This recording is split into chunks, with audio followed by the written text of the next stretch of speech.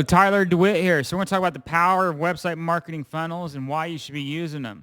So website marketing funnels have been around for a long time. I mean, people were utilizing them in the late 90s, early 2000s, even before the late 90s. I mean, since the beginning of the internet, people have tapped into it and, come in and have used website marketing funnels. I remember, back it used to be GoTo and Excite. People were advertising them through there on pay-per-click ads, and eventually Yahoo come in, pay-per-click ads, and people were using Google. They were doing banner ads and display native. So there's multiple ways that you can, advertise, website marketing funnels, and people are still doing it today, making millions and millions, as mentioned.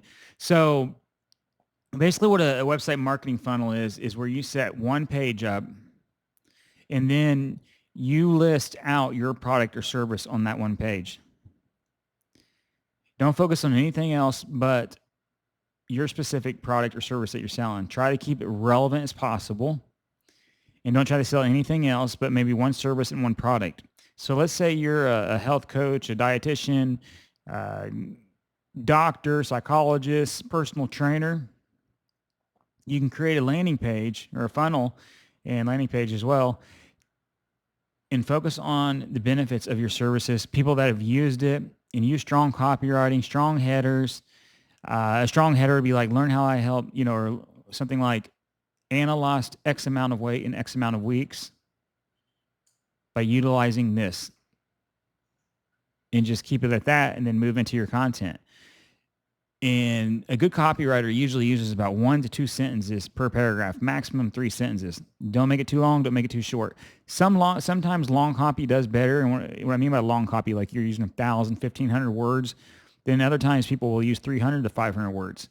But you also need to make sure that you include a lot of, testimonials, videos, or anything that can help you enhance your brand image and help you sell. And the same thing for CBDs and supplements. You would apply that to CBDs or supplements, same thing, of the key benefits and people it's helped. And you can share stories. Stories are a phenomenal way to engage your visitor, because when they see someone else that had the same problem as them, they're like, that's me. And they're just rushing to buy, And a website marketing funnel is much more powerful than a general e-commerce store because you're focusing on one product or service and you're not really advertising anything else. The thing is, when you get into, setting up a shopping cart store or like Shopify, you have multiple products. Clearly, Shopify stores are doing millions of dollars, billions of dollars. But those products don't really convert as high as what, a website marketing funnel would because they're not really, narrowing in on the key benefits. You go through there and just saying, well, this product's got this in there or this is this. And it's really vague and really broad. Now, if you're a good brand and you have a lot of brand awareness and someone goes to your Google and they're already familiar, they've already used your products before, they find it through a Google shopping ad, your conversion rate is going to be really high. But for new products or for people that are new to your product, regardless of how much exposure you are, how small or how big you are, you want to set up a funnel and start, advertising those products or services to get people aware of who you are.